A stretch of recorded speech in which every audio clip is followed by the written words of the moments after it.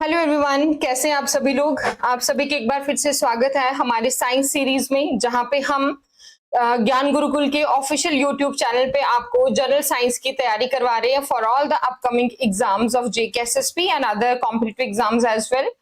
तो general science series को शुरू करते वक्त हमने इस बात का खास ध्यान रखा है कि हम बच्चों को लेवल 1 से शुरू करें। लेवल 1 मींस कि सबसे पहले जो टॉपिक जहां से मतलब ऐसा टॉपिक हमने पहले चुना जो बेस है बाकी टॉपिक्स का। ठीक है, जैसे हम बायो की बात करें तो हमने स्टार्ट किया न्यूट्रिशन से, और न्यूट्रिशन पे हमने ऐसे टॉपिक पढ़े जो जेकेएसएसबी के लिए इंपॉर्टेंट है। जितना जेकेएसएसबी या किसी भी एग्जाम के लिए जरूरी है उतना हमने पढ़ा। उसके बाद हमने फर्दर फिर डिस्कशन की बाकी चीजों पे जिसका कॉन्सेप्ट कहीं ना कहीं न्यूट्रिशन से लेना देना था। ठीक है, अब जैसे आपके स्क्रीन के सामने जो टॉपिक है वो दिख रहा है सामने सामने, डिजीजेस। तो इसका न्यूट्रिशन से क्या लेना देना? डेफिनेटली है। जब बॉडी को न्यूट्रिशन नहीं मिलता है तो हमारी बॉडी की कंडीशन खराब हो जाती है, तो हमें बहुत अलग अलग तरह की बीमारियां भी लग सकती हैं। इसलिए मैं आपको बोल रही हूँ, जब भी कभी आज अगर कोई बच्चा फर्स्ट टाइम हमारा वीडियो देख रहा है तो प्लीज इस बात का ध्यान रखिए कि वीडियोस को स्टार्टिंग से देखिए। अभी तक हमारे ये लेक्चर 7 और 8 है जो चल रहा है, और अभी तक हमने काफी सारे लेक्चर्स कवर कर लिए हैं जिसमें हमने बायो को काफी डिस्कस किया हुआ है। तो बेटा जो आप लोग फर्स्ट टाइम इस वीडियो को देख रहे हैं, प्लीज लेक्चर 1 से शुरू करिए हमारी वीडियो, ताकि आपको बेहतर समझ आए, आप ही की तैयारी परफेक्ट होगी। ठीक है, आप ही के कॉन्सेप्ट बेहतर क्लियर होंगे, और जितना हो सके आप चीजों को ध्यान से देखिए, समझिए। And let's begin the today's topic, that is diseases, जिसको हमने ऑलरेडी पिछले लेक्चर में स्टार्ट कर लिया था। हम बात कर रहे थे वायरल डिजीजेस के बारे में, जहां पे हमने कुछ डिजीजेस के बारे में पढ़ा भी था।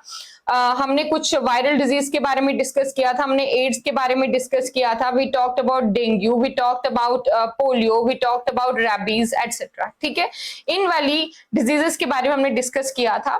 उससे पहले हमने आपको ये भी बताया था कि डिजीजेस क्या है, डिजीजेस का हमने कॉन्सेप्ट आपको बताए थे। उसके बाद इसकी कैटेगराइजेशन की थी कि डिजीजेस कितने टाइप्स की होती हैं। तो हमने कहा था अगर हम इसकी ट्रांसमिशन की बात करें, फैलने की बात करें, तो डिजीजेस दो तरह की होती है, communicable and non communicable disease. ठीक है, उसी कम्युनिकेबल डिजीज में हम बात कर रहे हैं किसकी? वायरल डिजीजेस की बात कर रहे हैं। और वायरल डिजीज में हमने AIDS, dengue, polio, rabies etcetera पढ़ लिया है। आज हमारे पास other set of viral disease हैं जिनके बारे में क्वेश्चंस आ सकते हैं पेपर से। तो today we are going to discuss first of all about smallpox. ठीक है, अभी तो अब ये स्मॉल पॉक्स की बात करें तो डेफिनेटली वायरल डिजीज है, वायरस से फैलती है, और उस वायरस का नाम है वेरियोला वायरस। ठीक है, डीएनए वायरस है, पॉक्सविरिडे फैमिली को बिलोंग करता है। दूसरी चीज ये आ गई कि ये मेनली रेस्पिरेटरी ड्रॉपलेट से फैलता है, यानी कि अगर सामने वाले पर्सन को स्मॉल पॉक्स है तो खांसने से, उस हवा में सांस लेने से एक हेल्दी पर्सन को भी ये बीमारी हो सकती है। ठीक है, that is it's transmission. Direct contact अगर आपका पेशेंट के साथ है तो भी आपको ये हो सकता है, क्योंकि होता क्या है ना, इस पर्टिकुलर बीमारी में जो सिम्टम्स हैं वो है हाई फीवर, बैक एक, फॉलोड बाय, और आपकी बॉडी पे छोटे छोटे ऐसे रैशेस होते हैं, पिंपल्स बोल सकते हैं, जिसके टॉप पे वाइट फ्लूइड होता है। ठीक है, वाइट फ्लूइड होता है। अब ये फ्लूइड अगर दूसरे पर्सन की स्किन के टच में आ गया तो डेफिनेटली दूसरे पर्सन को भी बीमारी होगी स्मॉल पॉक्स वाली। तो ये इसके सिम्टम्स हैं। इस तरीके से ट्रांसमिशन बोला उसका कि ये कम्युनिकेबल डिजीज है, डेफिनेटली वायरल है तो कम्युनिकेबल डिजीज है। और direct contact with fluids, scabs और कंटेमिनेटेड बेडिंग। ठीक है, बेडिंग का सेम, अगर आप पेशेंट की बेडिंग को ही यूज कर रहे हो, the bedsheet, the pillow, the quilt, anything, the blanket, कुछ भी अगर आपके टच में है तो वो प्रॉब्लम हो सकती है। और small pox one of the very most talked about disease थी पुराने जमाने में, बहुत ज्यादा, काफी famous for all the wrong reasons, क्योंकि काफी पॉपुलेशन इफेक्ट होती थी, काफी पॉपुलेशन इंडिया में, बाहर यूरोप में, हर जगह पे इसकी वजह से बहुत कुछ नुकसान हुआ है। अब इसकी गुड न्यूज ये बता दें कि ये बीमारी अब नहीं है, अब स्मॉल पॉक्स की वैक्सीन अवेलेबल है। तो ये बीमारी WHO की तरफ से बोला गया है, डिक्लेयर किया गया है कि इट इज कंप्लीटली इरेडिकेटेड। ठीक है, कंप्लीटली खत्म हो चुकी है ये पर्टिकुलर डिजीज। ठीक है, हमने बोला सबसे पहले की सिम्टम्स में बात की हाई फीवर की, और उसके बाद आपके पास रैश आते हैं। यानी कि अगर कोई भी पर्टिकुलर, अगर स्मॉल पॉक्स का प्रॉब्लम एक पर्सन में एंटर हो गया है तो पर्सन को पहले डायरेक्टली रैश नहीं दिखेंगे, उसको पहले हाई फीवर आएगा। और यहीं पे मैं फिर से एक बार बात करती हूँ इस बारे में कि जब भी हमें नॉर्मल बुखार आता है तो इंसान बिना सोचे समझे कि बुखार की वजह क्या है, इसका कॉज क्या है, वो टैबलेट खुद से ले लेता है, सेल्फ मेडिकेशन प्रोसेस शुरू करते हैं, जो एक सही हैबिट नहीं है। आज की सोसाइटी में ये बहुत कॉमन है कि ठीक है थोड़ा सा सर दर्द हो रहा था तो कोई एस्पिरिन ले ली, फीवर हो रहा था तो कोई नॉर्मल पैरासिटामोल की टैबलेट ले ली, but this is not good. ये हमारी नॉर्मल हैबिट्स के लिए सही नहीं है, हमारे सर्वाइवल के लिए सही नहीं है, क्योंकि जब आपको पता ही नहीं है कि फीवर की वजह क्या, आप देखिए ना स्मॉल पॉक्स की, उसमें भी फीवर का कॉन्सेप्ट है। पहले फीवर आएगा, उसके बाद आपको रैशेस होंगे बॉडी में, तो रैशेस देख के पता चलेगा अच्छा स्मॉल पॉक्स है, लेकिन तब तक हम फीवर की टैबलेट खा चुके होंगे। हो सकता है कोई भी ऐसी मेडिकेशन खाना उस चीज के ऊपर नेगेटिव इंपैक्ट ला सकती है, ठीक है। तो फेस और लिम्स पे, चेहरे पे और बाजू टांग वगैरह पे, इस पे आपके रैशेस होते हैं। ट्रीटमेंट इसका ये है कि आप सपोर्टिव केयर लीजिए, स्मॉल पॉक्स वैक्सीन लीजिए, डायग्नोस्टिक इसका टेस्ट है रियल टाइम पीसीआर, नाम याद रखिएगा, रियल टाइम पीसीआर ऐसे और इलेक्ट्रॉन माइक्रोस्कोपी की जाती है, उस फ्लूइड को चेक किया जाता है whether it contains the variola virus और नॉट। और इसके नोट्स में एक और बात लिख दें कि एडवर्ड जेनर जो थे उन्होंने इसकी फर्स्ट वैक्सीन बनाई थी 1796 में। ये वैक्सीन ओरिजिनेट होती है फ्रॉम द लैटिन वर्ड वैका विच मीन्स काउ। तो ओनली ह्यूमन डिजीज अभी तक जो अर्थ से, मतलब ये कंप्लीटली इरेडिकेट हो चुके हैं हमारी अर्थ से, it was declared by World Health Organization in 1980। And इसके कुछ वायरस, ठीक है, स्मॉल पॉक्स के कुछ मतलब जो वायरस है वेरियोला वायरस, ये अभी भी इस दुनिया में मौजूद है। कहाँ पे? In the secret labs, high security labs in USA and Russia.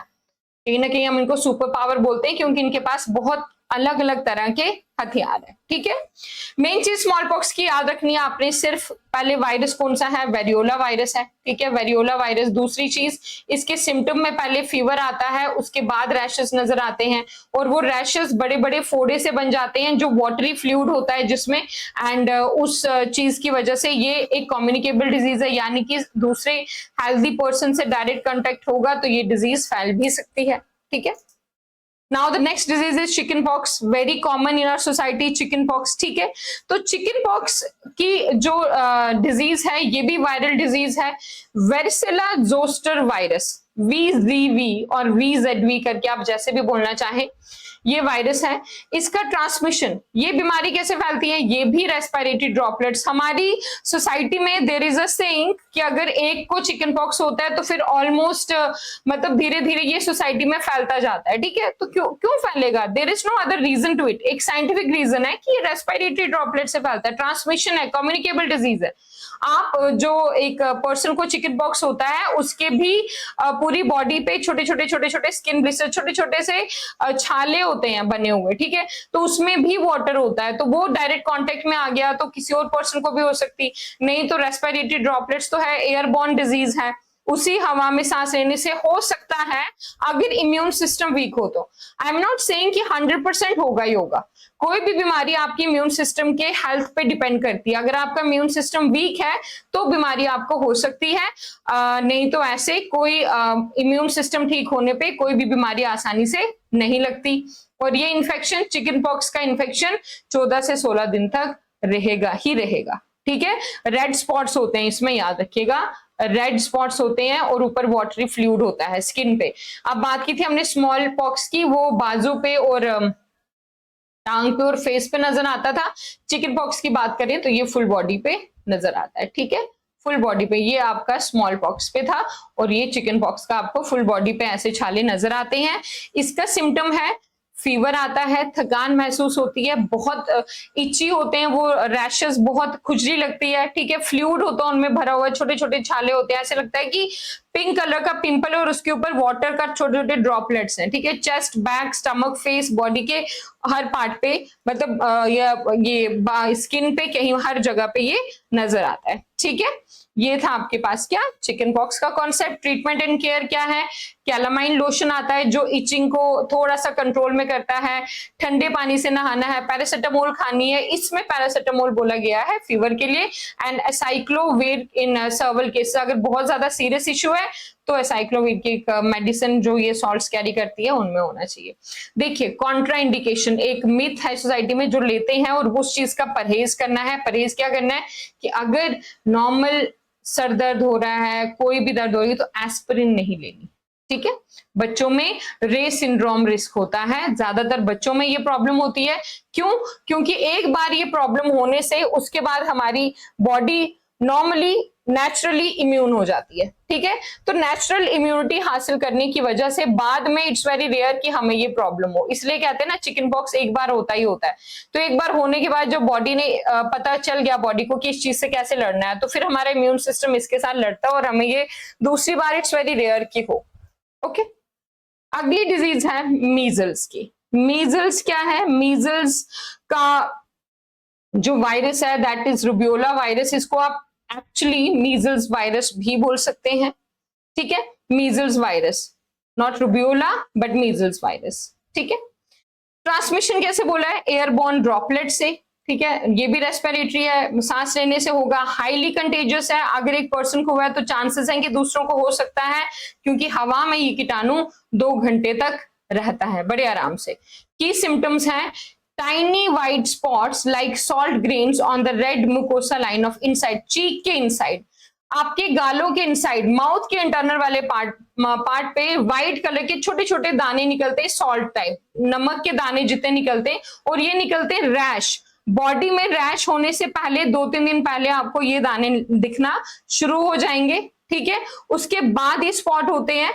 और क्या बोले इसमें सबसे पहले एक चीज है दैट इज 3 C's। 3 C's मतलब इसमें 3 C's आपने कॉन्सेप्ट याद रखना है। What is 3 C's? इस पर्टिकुलर डिजीज में कफ होता है, खांसी लगती है, कोराइजा, रनी नोज, नाक बहता है, और कंजक्टिवाइटिस, आंखें लाल हो जाती हैं, इन्फेक्शन हो जाती है आंखों में, और लगातार पानी निकलता है, एज इफ ऐसे लग रहा है कि अंदर से लंग्स ही रो रहे हैं, वैसे करके, ठीक है। रैश पैटर्न क्या बोला हुआ है? मैक्यूलोपैपुलर, सिंपल नॉर्मल रैश, याद रखिए हेयर लाइन वाले एरिया में और ईयर वाले रीजन से नीचे नीचे नीचे नीचे ये धीरे धीरे रैशेस बढ़ते जाते हैं, रेड कलर के। ट्रीटमेंट और केयर बोला है, विटामिन ए सप्लीमेंट्स दीजिए, क्योंकि आईज के लिए वो वैसे ही बहुत इंपॉर्टेंट है, ठीक है। और सबसे बड़ी बात, इसकी वैक्सीन का नाम याद रखिएगा, that is MMR vaccine, which is measle mumps vaccine, जो आपकी इस पर्टिकुलर प्रॉब्लम से लड़ सकती है। IgM, एलिसा टेस्ट और RT-PCR टेस्ट इसके लिए रिकमेंड किए गए हैं, जो इस बीमारी को ठीक कर सकती है, ठीक मतलब डायग्नोज कर सकती है, ठीक है। Next disease is mumps, same virus, mumps virus मतलब सेम पर्टिकुलर, ये एक ऐसा वायरस है, अगर ये पर्टिकुलर इसने चीक को इफेक्ट किया तो मीजल्स हो जाएंगे, और अगर इसने चीक को इफेक्ट ना करके, ठीक है, इसने हमारे चीक्स को इफेक्ट ना करके ये अगर हमारे पैरोटिड ग्लैंड को इन्फेक्ट करेगा, पैरोटिड ग्लैंड को इन्फेक्ट करेगा, तो बीमारी का नाम बन जाएगा mumps. Okay, transmission respiratory droplets, coughing और डायरेक्ट सलाइवा कांटेक्ट होता है, यूटेंसिल शेयर करके वगैरह वगैरह। 14 से 21 दिन तक ये एक बॉडी में रहता है।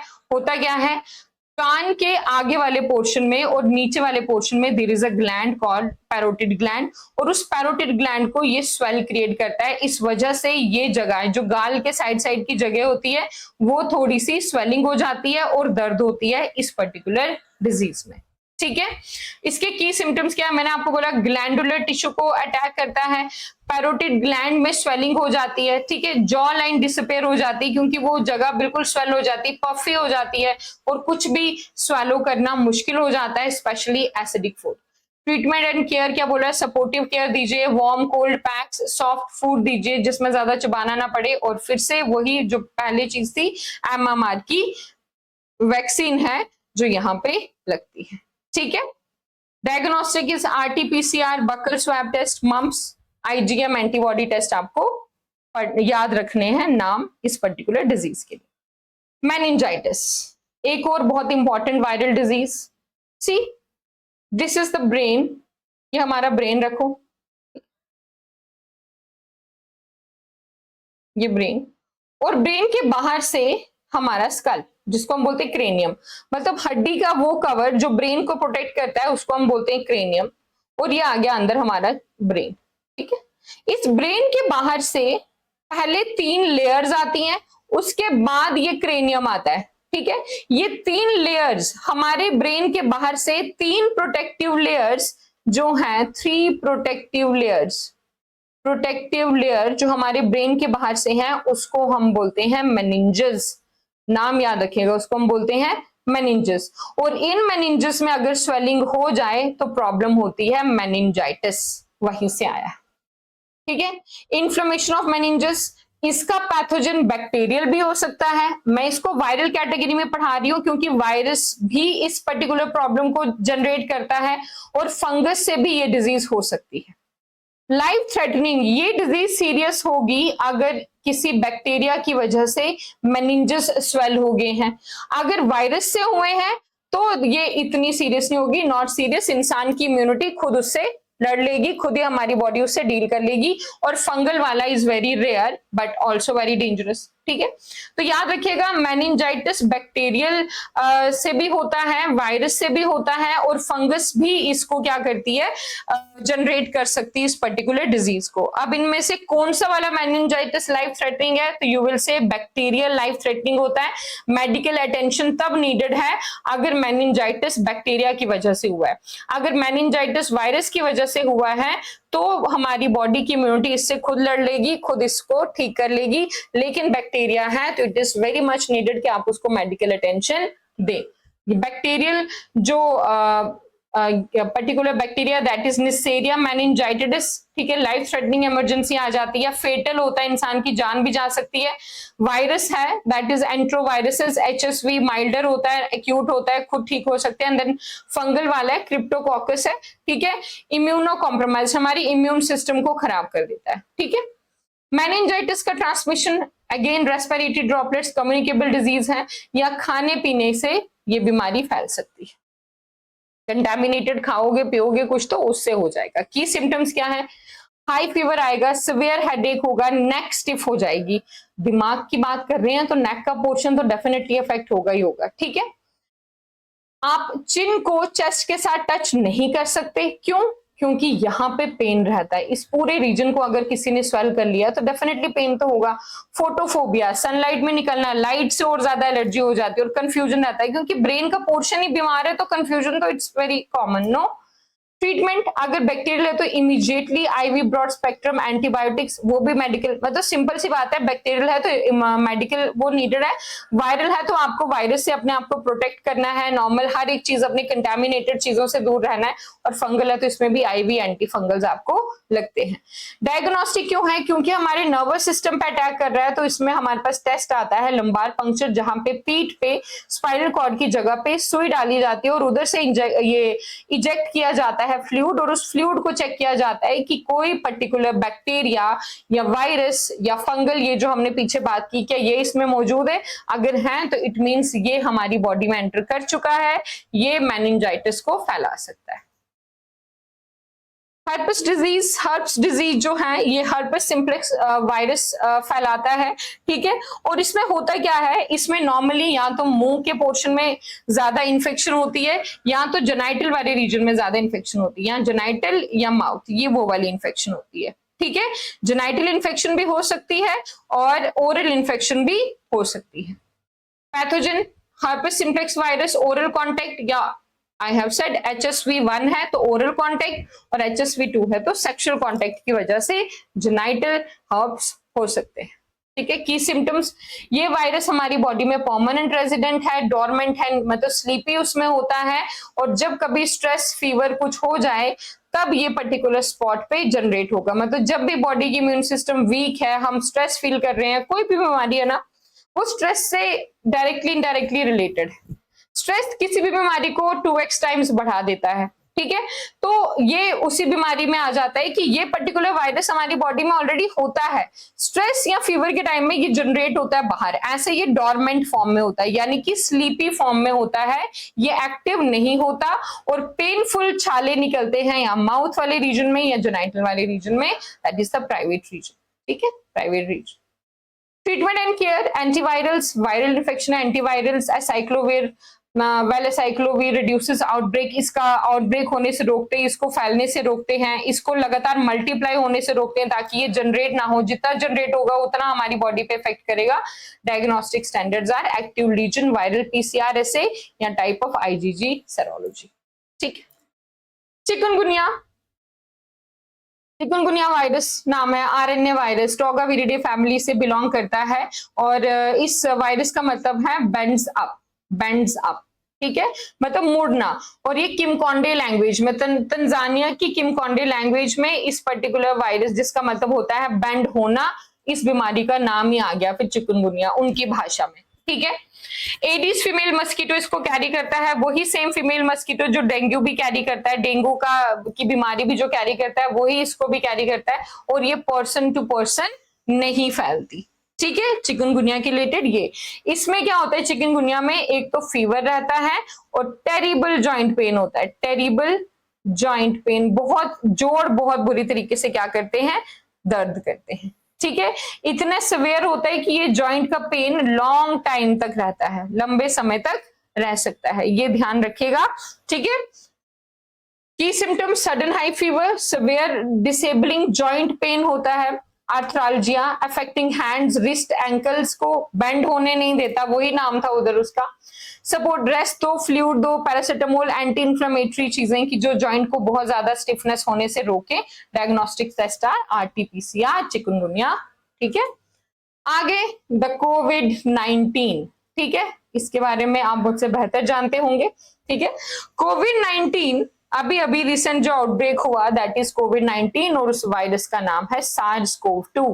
दैट इज SARS मीन्स, यहाँ पे आप इसका जो कॉन्सेप्ट है उसको समझिए, ये पर्टिकुलर वायरस का नाम है SARS-CoV-2, कोरोना वायरस 2। ठीक है।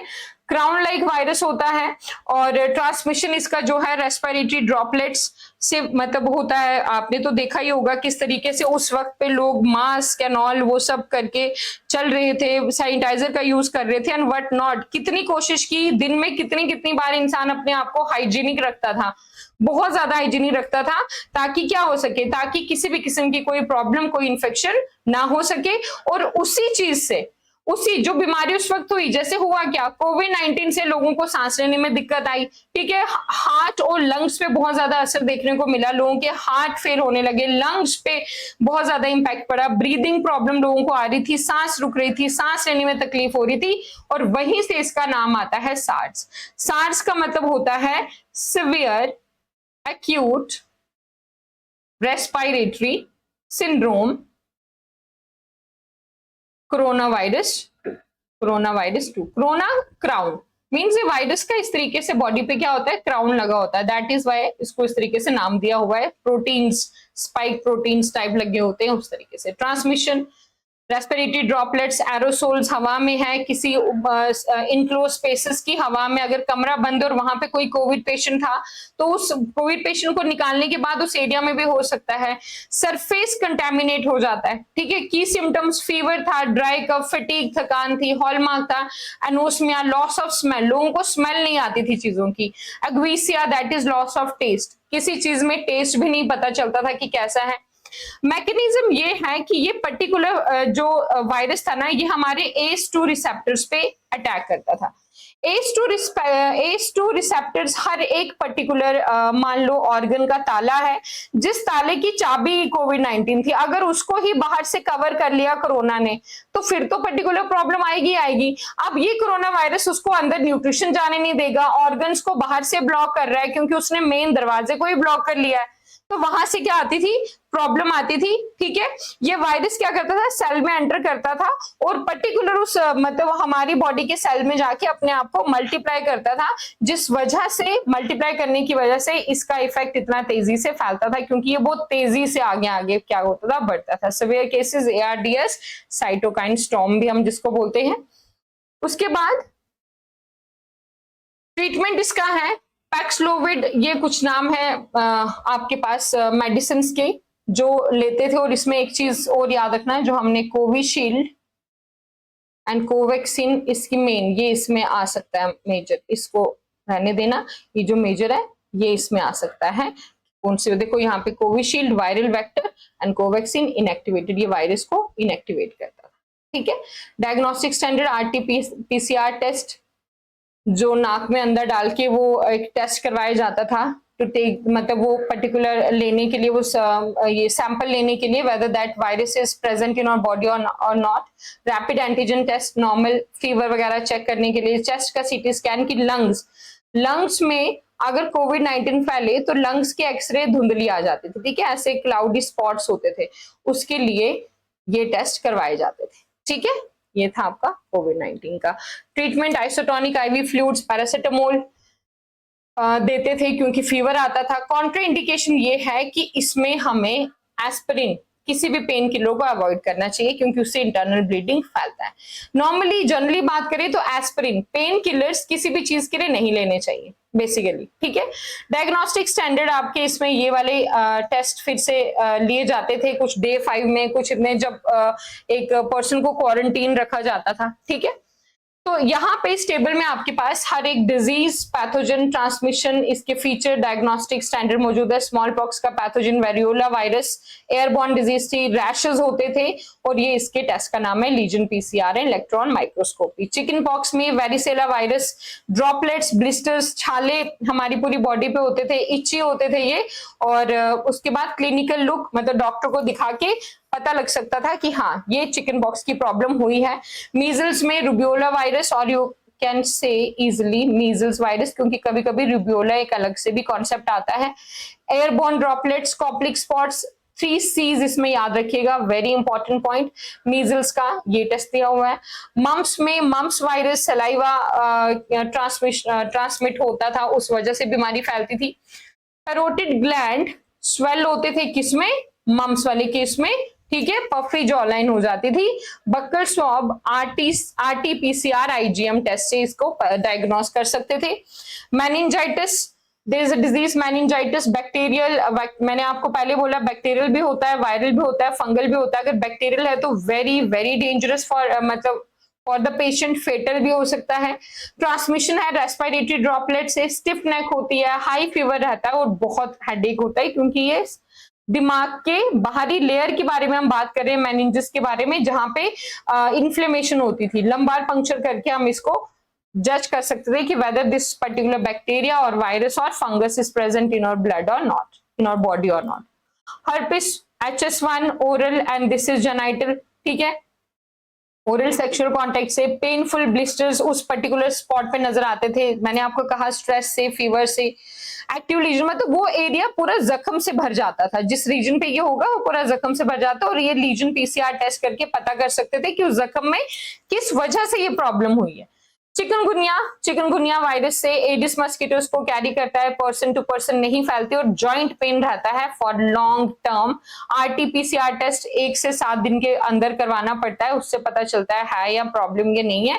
और आईजीएम एलिसा टेस्ट भी दिया हुआ है। देन देयर इज कोविड-19, pathogen is SARS-CoV-2, aerosols droplets में प्रेजेंट होता था, एनोस्मिया, लॉस ऑफ स्मेल, और सबसे एक और चीज जो इसका हॉलमार्क फीचर ये था कि ब्रीदिंग डिफिकल्टी बहुत ज्यादा होती थी, और उस वजह से ब्रीदिंग डिफिकल्टी, ये जो एस्टो रिसेप्टर पे के ऊपर एक ऐसी परत चढ़ा देता था, उसको पूरा ब्लॉक कर देता था, तो ये हार्ट में हो, लंग्स में हो, वहां पे ब्लॉक करके उन पर्टिकुलर रीजन्स को भी अफेक्ट करता था, जिस वजह से कितने सारे लोगों ने अपनी जान गंवाई। ठीक है, and the test is RTPCR, rapid antigen test से पता कर सकते थे कि ये पर्टिकुलर प्रॉब्लम एक इंसान के शरीर में है या नहीं है।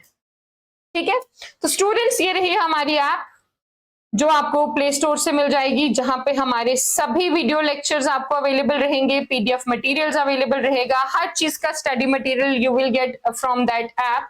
प्ले स्टोर से आप इसको डाउनलोड कर सकते हैं। सिर्फ साइंस ही नहीं बल्कि बाकी सब्जेक्ट्स के रिलेटेड भी आपको जितनी भी वीडियो क्लासेस या जो भी लेक्चर्स, जितनी भी test series, study material, everything you will get from the app. तो इसको डाउनलोड करिए, बहुत कम अमाउंट में आपके पास वहां पे कोर्सेज दिए गए हैं, और फर्दर साइंस की वीडियोस को देखने के लिए हमारे चैनल को सब्सक्राइब करें, नोटिफिकेशंस के लिए बेल आइकन को प्रेस करें। उस तरीके से आपको पता लगते जाएगा, पीरियोडिकली हम साइंस के लेक्चर्स आपके पास लेके आ रहे हैं, ऑलमोस्ट हर टॉपिक को हम कवर करेंगे आपके अपकमिंग एग्जाम्स के रिलेटेड, ताकि आपकी तैयारी अच्छे से रहे। ठीक है, तो I think that's all for today. आगे हम दूसरी डिजीजेस को डिस्कस करेंगे इन आवर नेक्स्ट लेक्चर। ठीक है, थैंक यू सो मच।